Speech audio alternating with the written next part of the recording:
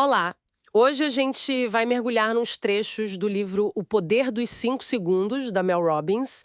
A promessa é bem curiosa, né? Uma regra mental super simples, quase um estalo, assim, para tipo, driblar a hesitação e, bom, simplesmente fazer o que tem que ser feito. A ideia principal que esses textos trazem é que essa contagem regressiva, 5 segundos, pode ser a chave. A chave para destravar a ação, sabe? Superar aquela moleza que, vamos combinar, pega todo mundo às vezes. Exatamente. E o nosso foco aqui vai ser entender o mecanismo que a autora propõe nesses trechos. Qual a lógica por trás? E como ela sugere que isso funciona na prática, né? Tudo baseado só nesse material que a gente tem. Legal. Então vamos lá. A tal regra dos 5 segundos. Segundo o livro, funciona mais ou menos assim. Sentiu aquele instinto, aquela vontade de agir para algo importante, Uhum. ou então aquela resistência para fazer algo necessário. Aí você conta 5, 4, 3, 2, 1. Regressivamente. Isso! Chegou no 1, tem que se mexer. Fisicamente mesmo. A lógica que ela apresenta é que essa rapidez toda não dá tempo para o cérebro ficar inventando desculpas, sabe? Pois é. Ou medo. E a origem disso que está contada no texto é até engraçada. Ela diz que usou pela primeira vez quase sem querer. Como assim? Ela estava vendo o lançamento de foguete na TV, com aquela contagem regressiva. E aí usou isso para finalmente conseguir sair da cama, que era uma briga diária para ela na época. Caramba, parece simples demais, né? Pois é. Mas qual seria a explicação para isso funcionar de verdade? Tem uma base. Sim, e a justificativa que o texto dá é interessante. A contagem, ela funcionaria como um distrator.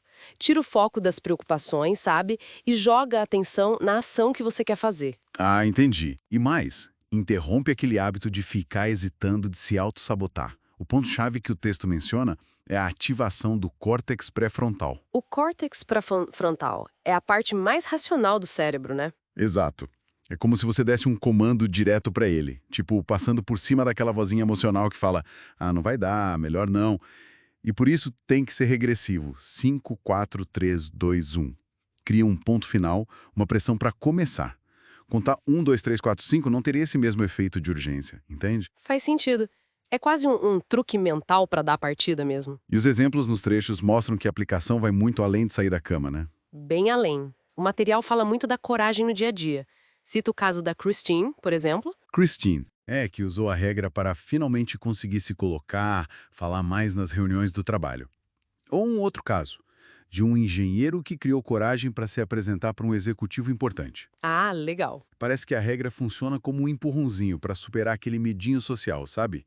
Aquela insegurança que bate na hora H. E não para por aí, né? Pelo que eu vi nos textos, isso se estende para outras áreas, tipo saúde. Isso, usar a regra para, sei lá, finalmente começar a se exercitar. Ou para fazer escolhas de comida mais conscientes, em vez de ir no automático. E para procrastinação, a famosa procrastinação. Sim. O texto até descreve a procrastinação de um jeito interessante, como um mecanismo para aliviar o estresse de ter que fazer algo chato ou difícil. Hum, Aí a regra dos 5 segundos entra como uma ferramenta para simplesmente começar. Só dar o primeiro passo, quebrar o ciclo de ficar adiando, entendi. e o mesmo princípio vazaria para controlar a ansiedade, por exemplo. Usar o 5, 4, 3, 2, 1 para interromper aquele loop de pensamento negativo, focar em outra coisa, ou até, como o texto sugere, reinterpretar a ansiedade como empolgação. Nossa, isso é interessante. Reinterpretar a ansiedade. Faz sentido. É agir apesar do sentimento, né? Essa ideia é forte nos trechos. Muito forte. A gente muitas vezes deixa de fazer o que é importante porque, não tô com vontade agora. A regra seria um jeito de passar por cima dessa sensação momentânea. Um bypass, como você disse. Exato. E o que conecta tudo isso, pelo menos segundo o material que a gente leu, é a construção da autoconfiança. A tese é que cada pequena vitória contra a hesitação, Cada vez que você usa a regra e age, isso, cada pequeno ato de coragem no dia a dia que a regra facilita, vai reforçando a sua crença de que você pode agir, que você pode mudar. O texto até faz uma ponte ousada com figuras históricas, tipo Rosa Parks, Martin Luther King Jr. sério? Como assim? Sugere que muitas ações que mudaram o mundo nasceram de um impulso rápido, de um instinto, antes que a dúvida pudesse paralisar a pessoa. É uma comparação forte, claro, mas ilustra bem esse ponto de agir rápido, no instinto. Entendi a conexão. Então, para a gente resumir o que esses trechos mostram, a regra dos 5 segundos é apresentada como um catalisador de comportamento. Um catalisador, boa palavra. Uma ferramenta mental simples, um jeito de diminuir aquela distância enorme que às vezes existe entre saber o que a gente tem que fazer e, bom, fazer de fato. Perfeito.